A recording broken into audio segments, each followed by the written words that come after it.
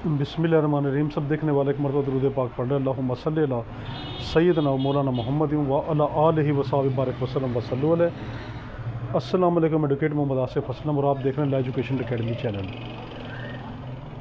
चोटें एक ऐसा सब्जेक्ट है वकालत में, और चोटें एक ऐसा सब्जेक्ट है एक आम इंसान की भी ज़िंदगी में, क्योंकि अक्सर हमारी लड़ाई झगड़े होते रहते हैं।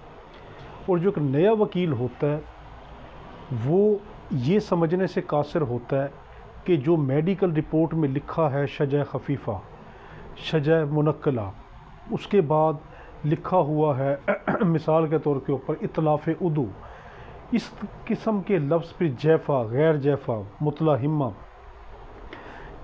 इस तरह के जो लफ्ज़ हैं इनका मतलब क्या है, और उसको कैसे पता चलेगा कि फ़ौरन ही उसके पास जिस वक्त पर्चा आएगा, क्लाइंट आएगा अपना FIR लेकर, तो उसको कैसे पता चलेगा कि मैं एक ही लम्हे में FIR को देखूं, और देखने के बाद मुझे फ़ौरी पता चल जाए कि इसका मतलब क्या है, इसमें सज़ाएँ क्या है। तो आज का लेक्चर इंशाअल्लाह ताला आपको बहुत आसान तरीके से ये बताएगा कि ये चोटें होती क्या है। एक आम पब्लिक के लिए भी बहुत जानना ज़रूरी है कि अगर उससे अनजाने में किसी को कोई चोट लग गई है तो उसका अब अंजाम क्या होना है, उसकी सज़ा कितनी होगी, और उस पर कितना मुआवजा दिया जाएगा उसको, दूसरी पार्टी को, वो सब का सब इंशाल्लाह आज के हम लेक्चर में देखेंगे। ये LLB के लिए, ला गेट के लिए, उसके अलावा LLM के लिए, उसके अलावा जो जुडिशरी के तमाम इम्तहानात, मजिस्ट्रेट, सिविल जज, एडिशनल सेशन जज, ADPP, DDPP, इन सब के लिए बहुत कीमती लेक्चर है और एक आम पब्लिक के लिए बहुत अहम है। हम देख रहे हैं law of hurt PPC, Pakistan penal code 1860। हम देखते हैं कि चोट किसको कहते हैं, हर्ट किसको कहते हैं। याद रखना, जो हर्ट का लफ्ज़ है ये सिर्फ चोटों की हद तक महदूद है। ये एक आम फ़िक्रे में भी कहा जाता है कि उसने मुझे हर्ट किया, मुझे तकलीफ़ दी, ठीक है, मगर चोटों का लफ्ज़ कानून में, हर्ट का लफ्ज़ चोटों की हद तक महदूद है, और इंजरी जो है ये लफ्ज़, इसका स्कोप और भी एक्सटेंड हुआ पड़ा है। जैसे उसने उसकी बॉडीली इंजरी की, उसकी प्रॉपर्टी को इंजर्ड किया, ये इसमें आता है। तो आज हम देख रहे हैं चोटें, लॉ ऑफ हर्ट PPC। चोट होती क्या है, हम देखते हैं कि सेक्शन 332(1) ये कहता है कि किसी भी शख्स को आपने पेन किया, उसको आपने दर्द दिया, हार्म, उसको नुकसान पहुंचाया, डिजीज़, उसको बीमार किया, इनफर्म, उसको लागर कर दिया, नातवाना कर दिया, यानी इसके काफ़ी सारे मतलब बनते हैं। इंजरी, उसको कोई आपने ज़ख़म पहुंचा दिया, डिसमेंबर या उसके जिस्म के किसी हिस्से को उखाड़ दिया, काट कर अलग कर दिया किसी भी तरीके से, या डिसेबल बॉडी आर्गन, या जिस्म का वो अज़ा तो खड़ा रहा मगर उसकी सलाहियत आपने ख़त्म कर दी। जैसे कान पे थप्पड़ मारा या कोई चीज़ मारी, कान तो खड़ा है मगर अंदर से पर्दा फट गया, सुनने की सलाहियत ख़त्म हो गई। आँख पे कोई ऐसी चीज़ डाली, आँख खड़ी है मगर बिनाई से महरूम हो गई। हाथ पे इतना ज़ोर ज़ोर से आपने मारा कि हाथ खड़ा हुआ है मगर मफलूज हो गया, यानी जिस्म के किसी हिस्से को मफलूज कर देना, ठीक है। तो इसको हम कहते हैं कि जिस्म के किसी हिस्से की सलाहियत को ख़त्म कर देना। या आगे हम देखते हैं तो 332(1) ने ये कहा कि किसी को दर्द देना, तकलीफ़ देना, बीमारी देना, उसके जिस्म के हिस्सों को खाड़ देना, या जिस्म के हिस्से को लागर या मफलूज कर देना, इसको हम क्या कहते हैं, ये कहता है हर्ट यानी चोट। अब 332(2) यानी 332 सेक्शन 332 और सब सेक्शन 2 ये कहती है कि चोटों की किस्में कितनी हैं। PPC में चोटों की 5 किस्में हैं। PPC में चोटों की 5 किस्में बताई है 332(2) ने। पहली है इतलाफ़ उदू, इतलाफ़ अलग कर देना, उज़्व जिस्म के हिस्से को। मैंने पहले आपको बताया कि किसी के जिस्म के हिस्से को उखाड़ देना। जैसे कि उसका बाजू उखाड़ दिया, उसका हाथ उखाड़ दिया, उसकी उंगलियां उखाड़ दी, उसके टखने उखाड़ दिए, उसके कान उखाड़ दिए, इसको हम क्या कहते हैं कि इतलाफ़ उदू। दूसरी जो है चोट पीपीसी में वो है इतलाफ़ सलाहियत उज़्व कि इतलाफ़, ये मैंने यहाँ पे डिटो डाल दिया, सलाहियत उज़्व की सलाहियत को ख़त्म कर देना। जैसे कान है मगर पर्दा फाड़ दिया, आँख है कोई केमिकल डाल के उसकी बिनाई छीन ली, या हाथ है, पाँव है, उन पे इतना ज़ोर ज़ोर से मारा कि उनकी सलाहियत ही ख़त्म हो गई, वो काम करना बंद हो गए, वो मफलूज हो गए। तो पहली चोट इतलाफ़ उदू उखाड़ना, दूसरी चोट इतलाफ़ सलाहियत उदू कि जिस्म के हिस्से की सलाहियत ख़त्म करना। तीसरा शजा, बड़े गौर से देखना, शजा और जर में कोई फ़र्क है। चेहरा और हेड यानी स्कल, चेहरा और खोपड़ी की जितनी भी चोटें होंगी ये शजा होगी। इस पे 337A का पर्चा कटेगा, 337A1, 337A2, A3, A4, A5, A6 तक, यानी चेहरे की चोटें और सर की चोटों पर शजा कहते हैं। इस पे 337A का पर्चा कटता है, A1, A2, हम आगे देखते हैं। तो अगली चोट कौन सी है, वो है जर।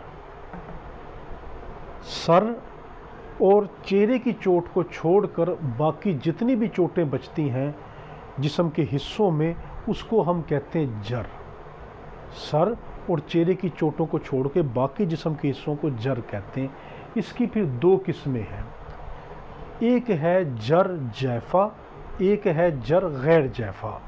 यहाँ भी पहले समझ लेंगे, आपको आगे समझने में आसानी होगी।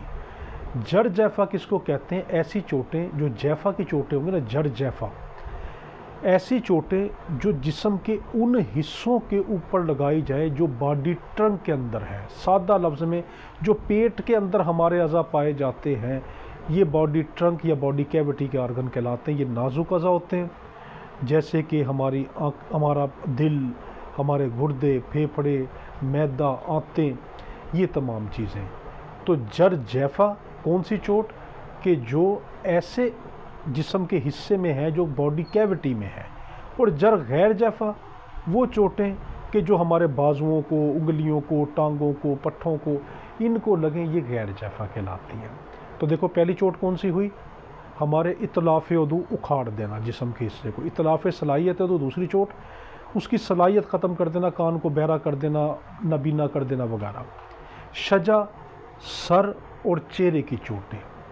और जर चौथी चोट कौन सी कि सर और चेहरे को छोड़कर बाकी जिस्म की चोटें। फिर जर की दो किस्में, जर जैफ़ा, जैफ़ा का मतलब है पेट के अंदर वाले अज़ा को, जिनको बॉडी कैविटी यानी हमारा पेट जो है वो ढांपे हुए हैं। बॉडी कैविटी में फिर हम आगे देखेंगे जब मेडिकल जूरिस्प्रूडेंस में जाएंगे कि उसमें एब्डोमिनल ट्रंक किसको कहते हैं, फिर उसके अंदर जो डायफ्राम वगैरह किस तरह आते हैं, वो बाद की बातें। फिर जर गैर जैफ़ा, पेट को छोड़ के बाकी तमाम तरह की चोटें। अदर काइंड ऑफ हर्ट, इसके अलावा ऐसी चोटें जो दूसरी हैं, जैसे किसी की दाढ़ी को खींच लेना, किसी के मूँछों के बाल उखाड़ देना, किसी के दांत को तोड़ देना, ये इस तरह की चोटें कहलाती हैं। तो कितनी 5 तरह की चोटें हैं। अब हम पहली चोट देखते हैं, इतलाफ़ उदू। 333 कहता है इतलाफ़ उदू क्या है। मैंने पहले बता दिया, जिस्म के हिस्से को, आर्गन को उखाड़ देना इतलाफ़ उदू होता है। अगली सेक्शन इसकी सज़ा बताती है। मैं बड़ा कीमती आपको चीज़ बता रहा हूँ। पीपीसी का एक कायदा है, पीपीसी का एक स्टाइल है, इसकी एक स्कीम है, इसका एक अंदाज़ है। ये पहले जुर्म को बयान करती है, उसकी डेफिनेशन बताती है। अगली एक सेक्शन में जुर्म की डेफिनेशन बताई, जैसे कि 333 में जुर्म की डेफिनेशन बताई कि इतलाफ़ उदू क्या है, और 334 में क्या बताया, उसकी सज़ा बताई। देखो पीपीसी पहले सेक्शन में क्या बताएगी, जुर्म की डेफिनेशन, अगले सेक्शन में क्या बताएगी, उसकी सज़ा। जो FIR देखते हैं ना, इसे पर्चा कटता है, वो कभी भी आपको डेफिनेशन के ऊपर नहीं मिलेगा, वो सज़ा के ऊपर पर्चा कटता है। यानी आपको कभी भी 333 का पर्चा नहीं मिलेगा, बल्कि 34 का मिलेगा, 35 का कभी नहीं मिलेगा, 336 का मिलेगा। तो इस तरीके से आपने क्या जहन में रखना है कि पहला सेक्शन क्या बताता है, जुर्म की डेफिनेशन, और अगला सेक्शन क्या बताता है, उसकी सज़ा। अब मैं बड़ी कीमती बात करने लगा हूँ, जब भी आपका क्लाइंट आपके पास FIR लेकर आए, आपने जैसे पर्चा देखा 334 का है, आप 333 में चले जाएं, उसकी डेफिनेशन खोल के पढ़ें। जिस तरह 379 का पर्चा है चोरी का, आप 378 में पहले जाएं, उसमें देखें कि क्या 378 में जो डेफिनेशन दी है, जो इस जुर्म के लवाजमात बताए हैं, इसके इंग्रेडिएंट बताएं, इसके अज्जा बताएं, क्या मेरे क्लाइंट ने वो किए भी हैं या नहीं किए। ये बड़ी ही कीमती बात है, इतने पर्चे से खारिज हो सकते हैं। अगर आप इस पर थोड़ी सी तवज्जो दें तो आप क्या करें कि पहले उसकी डेफिनेशन में जाएं। मैं हमेशा क्या करता हूं कि जब भी कोई पर्चा आता है तो मैं उसको ये देखता हूँ, उसकी डेफिनेशन में जाऊं और ये देखूं कि मेरे क्लाइंट की कहानी FIR में क्या लिखी है और डेफिनेशन क्या कहती है। तो बेशुमार ऐसी जगह पे होता है कि डेफिनेशन के अंदर कोई ना कोई आपको पॉइंट मिलेगा कि आपके क्लाइंट को उस सज़ा से किसी छोटी सज़ा में लेके जा सकता है। तो इसलिए आपने क्या करना है कि डेफिनेशन क्लास को पहले पढ़ना। तो डेफिनेशन इतलाफ़ उदू क्या है, जिस्म के हिस्सों को उखाड़ देना। 334 इसकी सज़ा क्या बताता है, वो कहता है पहली सज़ा है किसास की। अब ज़रा किसास को देखें।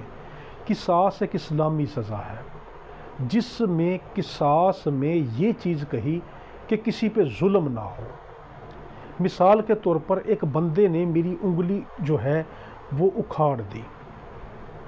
अब किसास का मतलब है कि उस जो मेरा मुजरिम है उसकी भी उंगली उखाड़ी जाए, आँख के बदले उसकी आँख निकाली जाए, दांत के बदले उसका दांत तोड़ा जाए, उंगली के बदले उंगली काटी जाए। ये कहता किसास। मगर इस्लाम ने कहा कि आसिफ की तो उंगली कटी या उखाड़ी, मगर जब जज साहब सज़ा दें तो वो मसावात का पहलू रखें। वो ये देखें कि अगर मुजरिम की भी उंगली काटी या उखाड़ी जाए तो उसको ज़्यादा दर्द या तकलीफ़ तो नहीं होगी। मिसाल के तौर पर मुजरिम जो है वो शुगर का मरीज़ है या थैलीसीमिया का मरीज़ है, कि अगर उसकी उंगली काटी या उखाड़ी गई तो उसको बहुत ज़्यादा तकलीफ़ होगी, उसका ज़ख़म गल जाएगा, पक जाएगा, उसका हाथ तक दोबारा काटा जा सकता है, और थैलीसीमिया के मर्ज़ में तो उसकी जान भी जा सकती है। तो अब जज साहब किसास की सज़ा नहीं सुनाएंगे। तो किसास किसको कहते हैं कि अगर किसी ने आपका हाथ उखाड़ा तो पहली सज़ा जज साहब क्या सुनाएंगे, इसका किसास लिया जाए।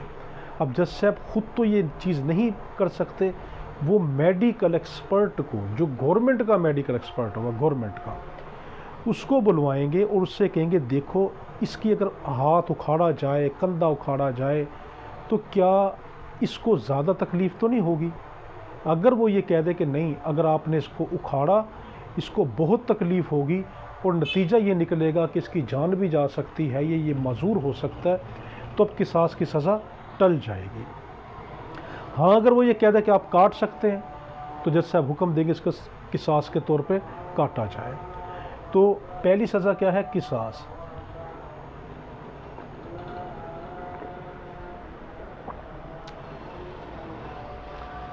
दूसरी सज़ा जो है वो है इसमें अर्श। याद रखना, दियत कत्ल के अंदर होती है, दियत होती है कत्ल के जुर्म में, और अर्श होती है चोटों में जो बड़ी चोटें हों, और दमान क्या होती हैं, ये छोटी चोटों में। ये फ़र्क अभी देख लेंगे, आगे आसानी हो जाएगी। दियत होती है हमेशा कत्ल में कि बंदा मर गया, उसके वुरसा ने कम सज़ा नहीं देना चाहते, हमें पैसे दिलवा दो, वो दियत होगी। वो हर साल जुलाई के महीने में फेडरल गवर्नमेंट, वफाकी गवर्नमेंट 30,630 ग्राम चांदी की जो कीमत निकालती कि इस साल इसकी कीमत इतनी है, वो कम अज़ कम मिकदार, मैं लफ्ज़ इस्तेमाल कर रहा हूँ, कम अज़ कम मिकदार दियत की है। यानी दियत किस में है, कत्ल में। वो कितनी होगी, कम अज़ कम 30,630 ग्राम चांदी। हमें कैसे पता चलेगा कि चांदी की कितनी कीमत आजकल चल रही है, तो हर साल जुलाई में फेडरल गवर्नमेंट जो चांदी की कीमत अनाउंस करेगी कि 1 ग्राम चांदी इतने का है, तो उसके हिसाब से हर साल दियत चेंज होती रहती है। तो दियत आ गई कत्ल में, अर्श आ गया बड़ी चोटों में। छोटी चोटों में दामन आ गया। तो यहाँ पर क्या करेंगे जज साहब, किसास लेंगे, या फिर बड़ी चोट है तो अर्श लेंगे कि अर्श लेकर उस जो मजलूम है उसको दिलवाया जाएगा, और 10 साल तक उसको सज़ा भी हो सकती है। हाथ उखाड़ने पर, किसी के जिस्म को अज़ा को उखाड़ने पर पहली किसास, दूसरी अर्श जो जज साहब तजवीज़ करेंगे कि कितना अर्श बनता है, किस हिस्से की चोट है, और फिर 10 साल तक सज़ा। आगे है हमारे पास अगली चोट, इतलाफ़ सलाहियत उदू। ये कौन बताता है? 335 सेक्शन ये बताता है इतलाफ़ सलाहियत उदू का मतलब क्या है, जो मैंने आपको शुरू में बताया कि जिस्म का अज़ा खड़ा रह गया, कान खड़ा है मगर सलाहियत ख़त्म, आँखें खड़ी हैं मगर दिखना बंद, हाथ खड़ा है मगर काम नहीं कर रहा, मफलूज कर दिया, इसको कहते 335 में इतलाफ़ सलाहियत उदू। इसकी सज़ा कितनी है? सेम वही है जो कि इतलाफ़ उदू की थी।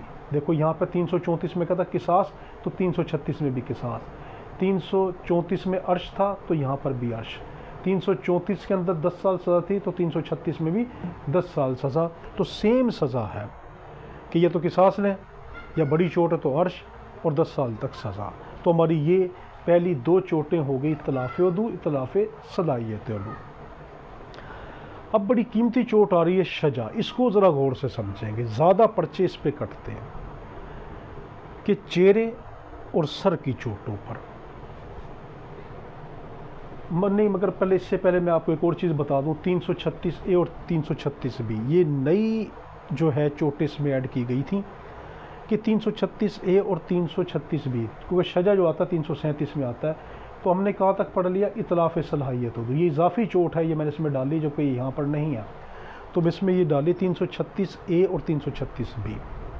336A डेफिनेशन बताती है कि कोई भी चोट कि जो कोरोसिव सब्सटेंस से, यानी सादे लफ्ज़ों में अगर किसी बंदे ने कोई जहरीला, कोई केमिकल, कोई तेज़ाब हो गया, कोई जहर हो गया, कोई धमाका खेज़ मवाद हो गया, उसके ज़रिए से अगर किसी को कोई चोट पहुंचाई, तो उस शख्स को 336B में उसको सज़ा बताई कि इम्प्रिजनमेंट फॉर लाइफ, कि उसको क्या होगा? उम्र कैद की सज़ा होगी अगर तमाम सबूत उसके ख़िलाफ़ मिल गए।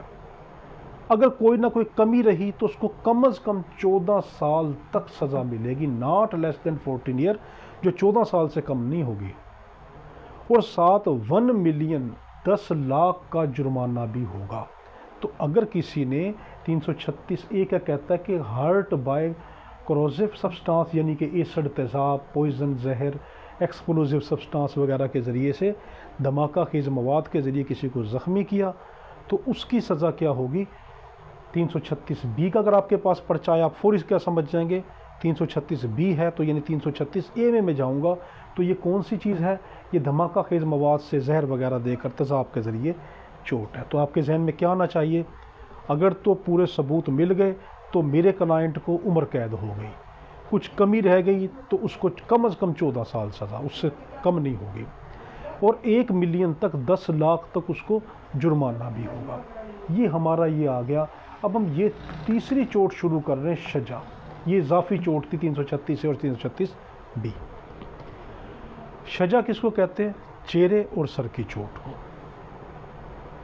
अब हम पढ़ रहे हैं कि शजा सेक्शन 337 इसको डील करता है hurt of face and skull, चेहरे और जो है सर की जो है चोटें। अब इसमें 6 तरह की चोटें होती हैं। 337A में 6 तरह की चोट जो है चोटें होती है, और 6 तरह की सज़ा होती है। 337A1, 337A2, 337A3, 337A4, 337A5 और 337A6, ये 6 तरह के पर्चे कटते हैं ए की सज़ा में। ए का मतलब क्या होगा? जब भी 337A का पर्चा देखेंगे, ए का मतलब पहला जिस्म का हिस्सा, वो क्या है? सर। अल्फ़ाबेट में ABC, ए पहला कौन सा अल्फ़ाबेट है? पहला हरफ क्या है? ए। तो सर का पहला हरफ क्या है? ए, यानी चेहरा और सर। तो जब भी ए का जिक्र आएगा आप क्या समझ जाएंगे कि ये तो सर और चेहरे की चोट है। अब इसकी कितनी किस्में हैं? 6 किस्में। पहली किस्म क्या है? 337A1, इसको कहते हैं शज्जा खफीफा। शज्जा खफीफा का मतलब है नो बोन एक्सपोज, चेहरे और सर में कोई ऐसी चोट लगी कि हड्डी नज़र ना आई, तो ये शज्जा खफीफा, नाम से ज़ाहिर हो रहा खफीफा मामूली सी चोट है। इसमें जज साहब क्या करेंगे, दमन की सज़ा करेंगे और 2 साल तक कैद।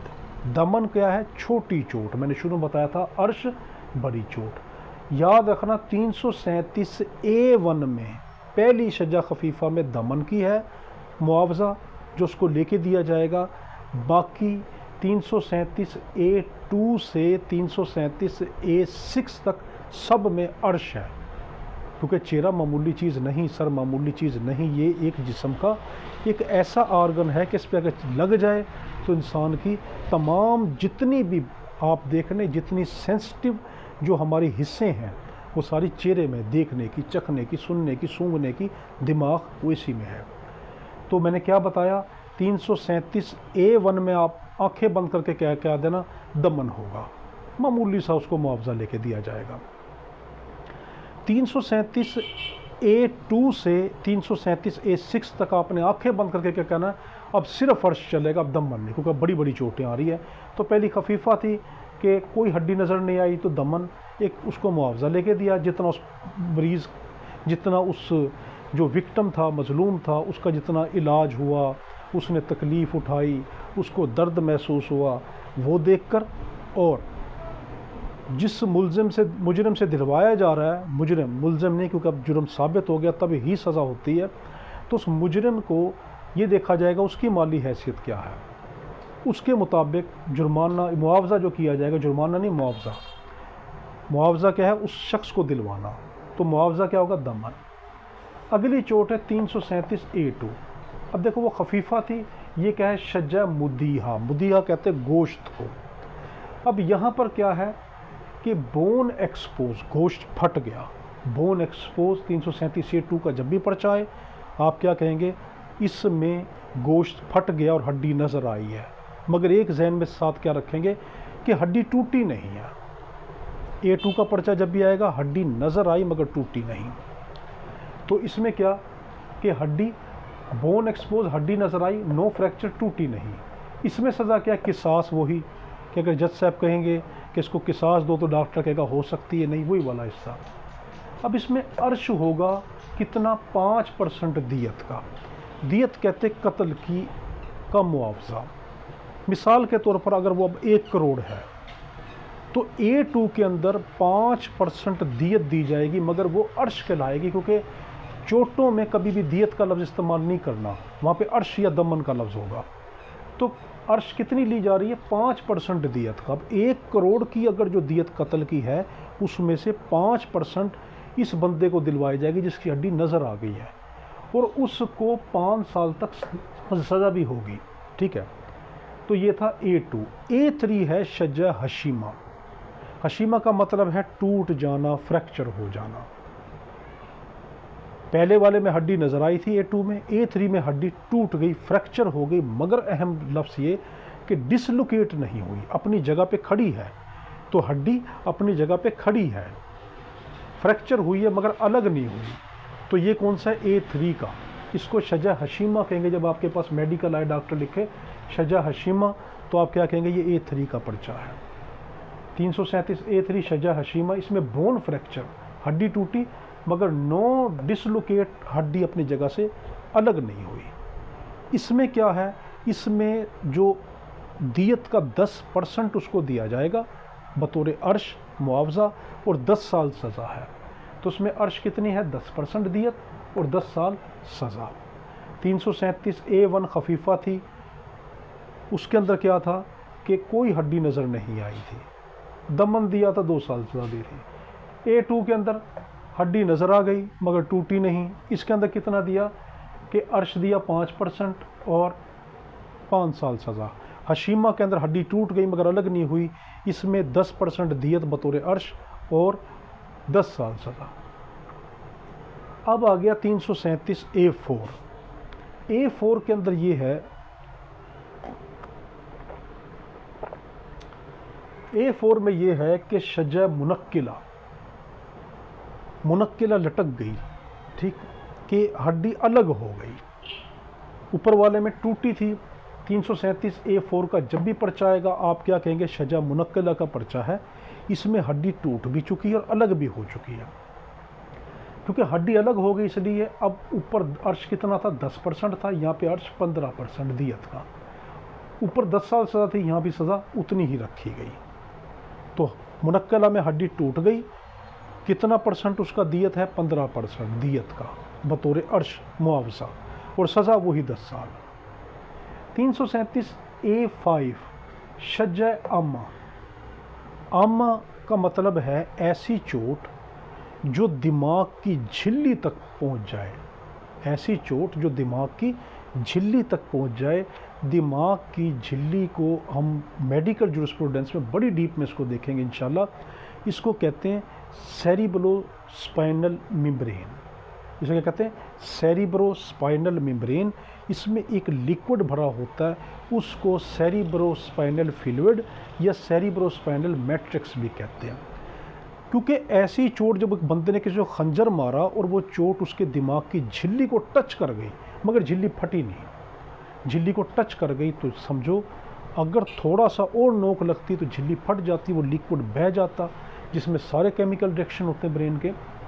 तो बड़ी ख़तरनाक चोट है 337A5। जब भी आपके पास पर्चा आए अब आप अलर्ट हो जाए कि ये तो बड़ा हैवी केस आ गया। तो शजा आमा के touch the membrane of brain, इसमें दिमाग की झिल्ली को टच कर जाता है ज़ख़म, हथियार। इसकी सज़ा कितनी, अर्श 1/3 दियत। अब टोटल जो दियत 1 करोड़ की थी उसके 3 हिस्से किए जाएंगे। तीसरा हिस्सा इसको दिया जाएगा कि भाई ये तो मरता मरता बचा है, इसलिए इसको 1/3 दियत दो। सज़ा यहाँ पे भी 10 साल रखी है, मगर दियत की रकम बढ़ा दी। 337A6 में, इसमें क्या हुआ, इसमें दिमाग की जो झिल्ली थी ना वो फट गई, मेम्ब्रेन फट गई, रप्चर हो गई। तो 337A6 क्या है, शज्जा दिमाहिया। इसमें रप्चर मेम्ब्रेन ऑफ ब्रेन, इसमें दिमाग की झिल्ली फट गई। सज़ा कितनी है, इसमें आधी दियत दी जाएगी बतौर अर्श, और 14 साल सज़ा है। ठीक है, देखो सजा की चोटें क्या है, चेहरे और सर की। अगर मामूली सी चोट लगी, यानी खाली खून बहा, जिल्द फट गई और हड्डी नज़र ना आई, तो सजा खफीफ़ा। उसमें क्या है, उसमें दमन की सज़ा है और उसको 2 साल दमन की जुर्माना है, इन्हें मुआवजा है, और 2 साल उसको सज़ा दी गई। 337A2 क्या है, हड्डी नज़र आई। 337A3 के अंदर हड्डी टूट गई मगर अलग नहीं हुई। 337A4 के अंदर हड्डी टूट भी गई और अलग भी हो गई। 337F5 में दिमाग की झिल्ली को जो है वो टच कर गया हथियार, और 337FA6 में, ये A है, A6 में क्या हुआ, दिमाग की झिल्ली फट गई। अब वो बेचारा अल्लाह के रहम करम पर है, इसलिए उसको आधी दियत दिलवाई कि ये तो आधा मरा हुआ है, आधी दियत इसको दो। अब अगली सज़ा पर, अगली हम चोट पढ़ रहे हैं जर। 337B1 जर को बयान करती है। ये कहती है कि अदर देन फेस या हेड, ऐसी चोट जो चेहरे और सर के अलावा बाकी जिस्म पे लगें और लीव मार्क टेम्परेरी और परमानेंट, कोई ऐसा ज़ख़म छोड़ जाएं जो जिसका निशान या तो आर्जी हो या मुस्तकिल हो, उसको कहते हैं जर। तो मैंने आपको बताया था जर की 2 किस्में हैं, तो आगे उसने 337B2 ने बताया जर की पहली किस्म है जैफ़ा, यानी पेट के हिस्सों वाली चोटें जिसमें हमारे नाजुक अज़ा है, दिल, गुर्दे, फेफड़े वगैरह, ये जैफ़ा। और गैर जैफ़ा जिसमें पेट के अलावा बाकी हाथों की ये बाकी चोटें हैं।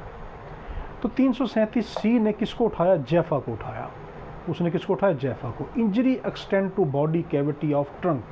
तो 337 ने डेफिनेशन बताया, देखो ये भी डेफिनेशन, ये भी डेफिनेशन, ये भी डेफिनेशन।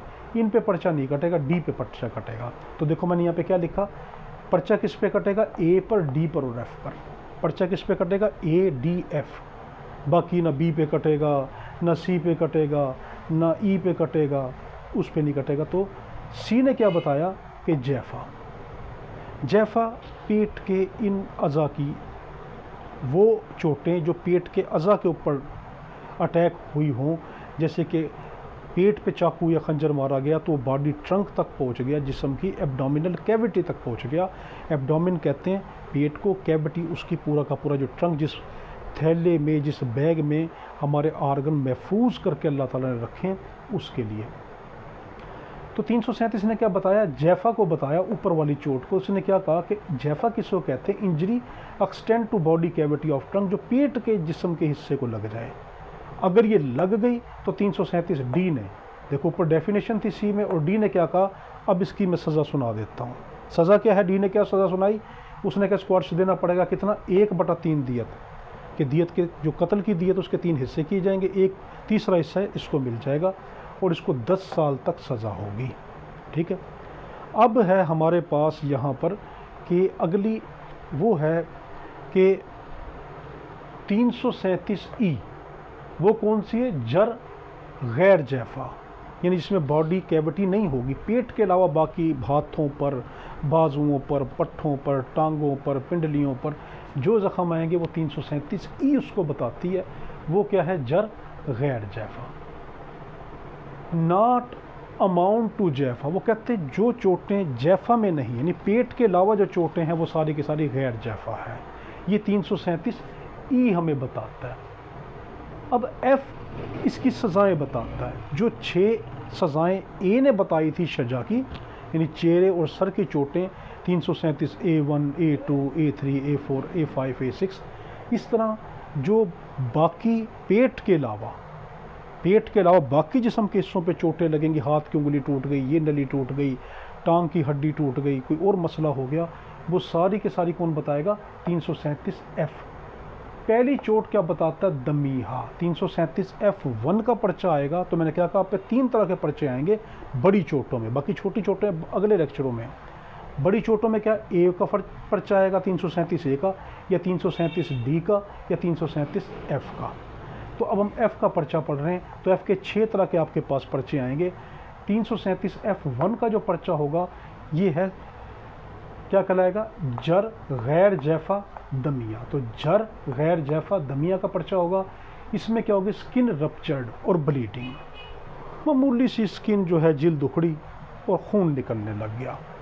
मैंने क्या कहा, इन सब में दमन है, मैं बताऊंगा नहीं अब, ठीक है, ताकि आप खुद याद करें कि दमन है। तो इसमें दमन की सज़ा होगी। दमन क्या है, ऐसा जुर्माना गलत है, ऐसा मुआवजा कि जो जज साहब ये देखें कि विक्टिम जो मजलूम है उसको कितनी चोट आई, कितने दिन अस्पताल में रहा, तकलीफ़ कितनी हुई, ख़र्चा कितना आया, प्लस ये भी देखेंगे कि जिसने जो मुजरिम है उसके माली हालात क्या है। उनको देखकर जो जज साहब को बेहतर लगेगा वो बताएंगे कितना इसको मुआवजा दिया जाएगा, उसको दमन कहेंगे। तो उसमें क्या है, दमन की सज़ा है और 1 साल तक इसको कैद होगी, कैद दी जा सकती है। आगे है 337F2। F2 का जब भी पर्चा आए आप कहिए थोड़ा सा ज़्यादा है, इसमें गोश्त फट जाता है, कट जाता है। देखो इसको कहते हैं 337F2 का मतलब क्या, नाम क्या है, अगर आपसे पूछे तो आप कहेंगे जर गैर जैफा बदीहा। तो हम जर की चोटें पड़ रहे हैं ना, गैर जैफा। जर तो ये भी था मगर ये पेट वाला था, जैफा ये जर है, ये गैर जैफा ये बाकी जिस्म का है। तो जर गैर जैफा बदीहा क्या है, 337F2 में कटिंग, कट गया गोश्त, या इन साइज़ खरबूजे की तरह छुरी काटी और पूरा सीधा सा बर्फ़ी की तरह खरबूजे की तरह कट गया, उसको इंसाइज्ड वुंड कहते हैं। तो क्या है, कटिंग या इंसाइजिंग दी फ्लैश, फ्लैश कहते हैं इंसानी गोश्त को। तो इसमें गोश्त कट गया, नो बोन एक्सपोज। 337F2 में भी हड्डी नज़र नहीं आई। सज़ा क्या है, दमन और 3 साल तक की सज़ा। 337F3 इसको कहते हैं जर गैर जैफा मुतलाहिमा। इसमें है लेसीरेटेड दी फ्लैश, वहाँ पे गोश्त इस तरह कटा था कि खरबूजा काट दिया, बिल्कुल प्लेन किनारे थे, मगर इसमें लेसीरेट का लफ्ज़ है। लेसीरेट का लफ्ज़ जब भी आएगा ना मेडिकल में, आप कहेंगे कटा पिटा, चिथड़े हो जाना, कट जाना, फट जाना, बिखर जाना। तो ऐसा गोश्त जो कट पिट गया हो वो लेसीरेटिंग दी फ्लैश, गोश्त कट पिट गया है। इसमें सज़ा कितनी है, 3 साल। यहाँ पे भी हड्डी नज़र नहीं आई, यहाँ पे भी हड्डी नज़र नहीं आई, यहाँ पे भी नहीं आई। हड्डी नज़र आएगी तो F4 में नज़र आएगी। 337F4 को क्या कहेंगे? जर गैर जैफा मुदीहा, यानी गोश्त फट गया और बोन एक्सपोज, हड्डी नजर आई मगर नो फ्रैक्चर, टूटी नहीं। इसमें अब कितना है? इसमें वही दमन होगा और 5 साल तक की सज़ा होगी। हशीमा जब भी लफ्ज़ आएगा तो आप क्या कहेंगे? हड्डी टूटी है मगर अलग नहीं हुई। 337F5 का पर्चा आपके पास आ गया तो आप क्या कहेंगे? इसकी हड्डी टूट गई। बड़ा ख़तरनाक पर्चा आ गया, हड्डी टूट गई मगर हड्डी अपनी जगह से अलग नहीं हुई। तो 337F5 को हशीमा कहेंगे। क्या? जर गैर जैफा हशीमा, इसमें बोन फ्रैक्चर, हड्डी टूटी मगर नो डिसलोकेट, अपनी जगह से हिली नहीं। इसकी सज़ा क्या है? दमन और 5 साल तक सज़ा। 337F6 आखिरी चोट है। इसमें ये होता है कि हड्डी टूट कर अलग हो जाती है, टूट भी गई और अलग भी हो गई। तो देखिए 337F6 में क्या है? मुतला है, मुनक्किला, लटक गई, अलग हो गई। बोन डिसलोकेट, हड्डी अलग हो गई। सज़ा दमन है और ये मुआवजा दमन है और सज़ा 7 साल। तो अभी तक हमने क्या देखा? थोड़ा सा इसको रिपीट कर लें। जिस्म में पीपीसी ने 5 तरह की चोटें बताई। वो चोटें जो जिस्म के हिस्से को अलग कर दें, इतलाफ़ उदो, जो जिस्म के अज़ा को खड़ा रहने दें, वो क्या कहलाएंगी? इतलाफ़ सलाहियत उदो, मगर उनको नकारा मफलूज कर दें। शजा सर की चोटें, जर बाकी जिस्म की चोटें, सर और चेहरे के अलावा। फिर इसकी 2 किस्में, जर जैफ़ा पेट के हिस्सों की चोटें, जर गैर जैफ़ा पेट के हिस्सों को छोड़ के बाकी तमाम हिस्सों की चोटें। तो पर्चा किस पे कटता है? 337 ए, डी और एफ। ठीक है। अब आप 337 ए की चोटें कैसे याद रखेंगे? आप ये याद रख लें, पहले में दमन आएगा। मैंने कहा था ना, पहले में दमन आएगा, बाकी सब में अर्श है। ठीक है।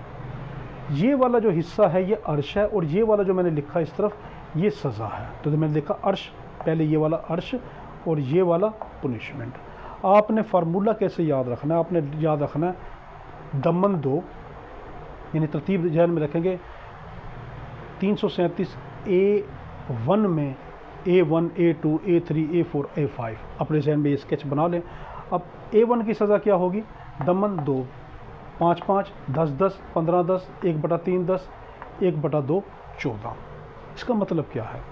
जब भी आप अपने जहन में फार्मूला रखेंगे दमन 2, 5-5, 10-10, 15-10, 1/3 10 और 1/2 14, जब ये आ जाएगा तो उसका ये तरतीब जहन में रखें कि दमन 2 तो क्या आएगा? ये पहली सज़ा है और ये किसकी? 337 A1 की।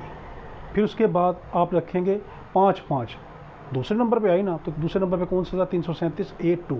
तो 5-5 का मतलब है 5, इस तरफ वाला 5 अर्श, इस तरफ वाला 5 सज़ा, 5 साल सज़ा, 5% उसको दियत दी जाएगी अर्श।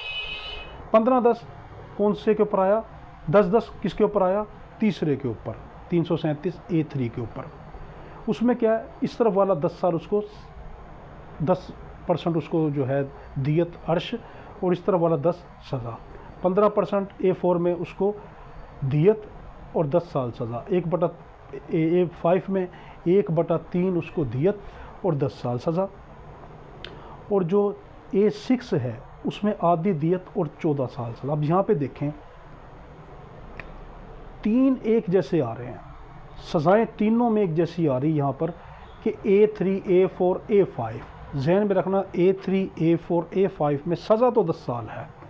फ़र्क किसका है? A3 में 10% दियत है, A4 में 15% दियत है, A5 में 1/3 दियत है। तो देखो सब में तीनों में सज़ाएँ 10 साल की हैं। आखिरी में दियत 2% है और जो हमारे पास सज़ा है वो 14 साल की। ये थोड़ा कॉम्प्लिकेटेड था। जो F वाला है ये तो बिल्कुल ईजी फार्मूला है। इसको कैसे अपने जहन में रखें? इसको ऐसे रखें, इनमें सब में दमन है। मैंने देखा है कि दमन A1, A2 सब में दमन है। ठीक है। तो दमन दमन दमन दमन दमन दमन, इसको दमान कहते हैं। ठीक है। तो आपने क्या रखना है? 1 3 3 5 5 7, बस 1 3 3 5 5 7। 1 का मतलब F1 में क्या होगी? 1 साल सज़ा। 3 3 F F2 में, F3 में 3-3 साल सज़ा, 5-5, F4 और F5 में 5-5 साल सज़ा, और 7 F6 में 7 साल सज़ा। यहाँ तक का था हमारा। इसको बार बार रिपीट करके देखें। बहुत शुक्रिया। हमारे में दुआ करना। अल्लाह हाफिज़।